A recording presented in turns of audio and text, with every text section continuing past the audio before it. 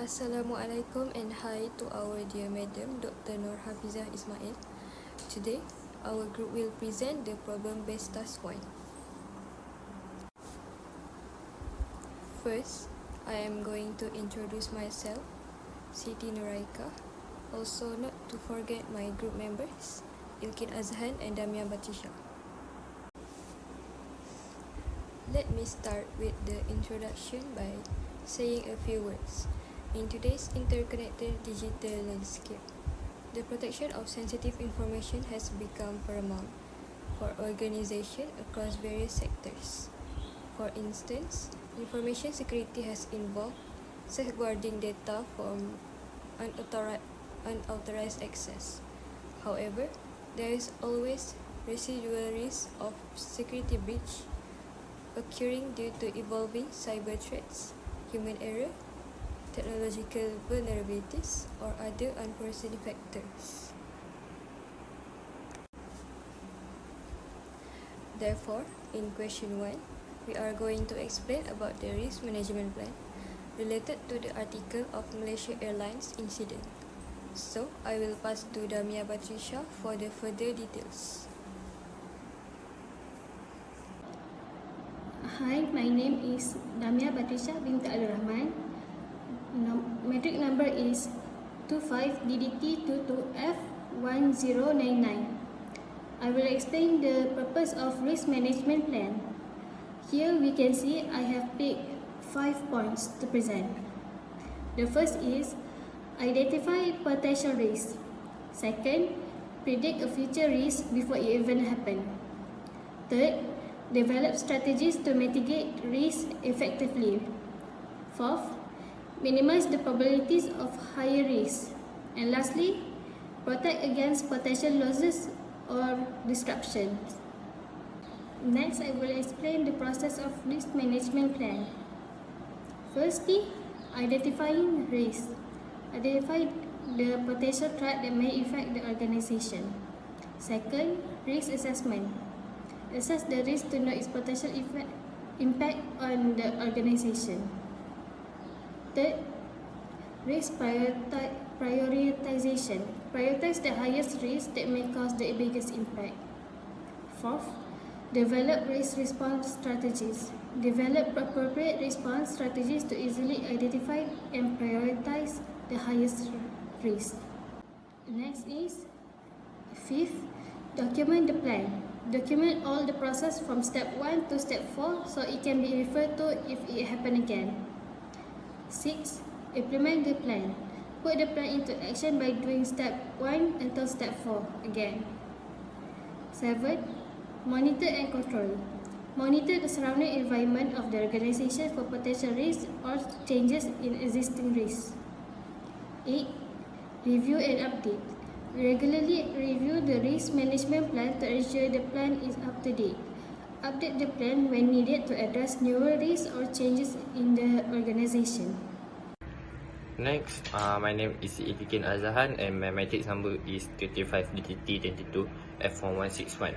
So, for my part is risk analysis. So, first, there are 3 risk analysis. So, first is identification. Identification potential risk using various techniques like reviewing lesson learned. So next, assessment.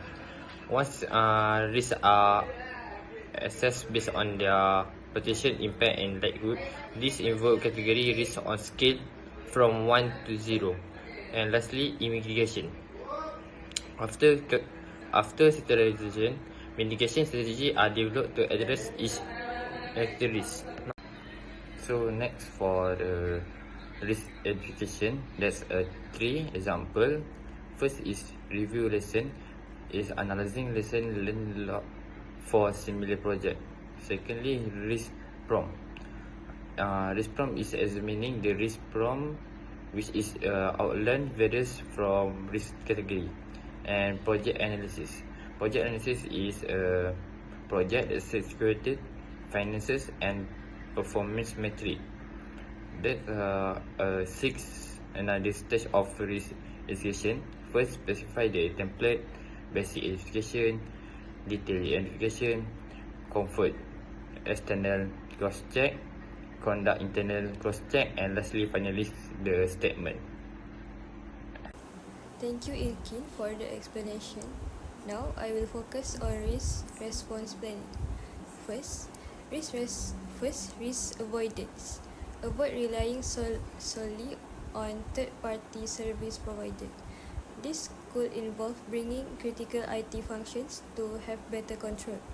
Second, risk mitigation. We need to regularly audit and monitor third-party vendors' security practice to identify vulnerabilities. For risk acceptance, there's always a residual risk of data breach. And lastly, transfer. Purchase cyber insurance to mitigate financial loss associated with data breach. Let's move to the next part, which is risk monitoring, controlling, and reporting. For monitoring, we need to establish a team and implement automated monitoring system to detect any unusual activities to sensitive data in real time. For risk controlling, enhance encryption protocol for sensitive data and implement MFA for accessing enriched member data to add an extra layer of security. Lastly, we need to report the data security incident to regulatory authorities and comply with legal requirements for data breach notification. Next, we will go to question 2, drafting policies and standards. For the functional area, we choose IT organization. Policy 1, employee training and awareness policy. For the standards, regularly evaluate the effectiveness of training programs and update content. Second, educate employees on how to recognize security accident. Next, I will pass to Aika to explain the next policy.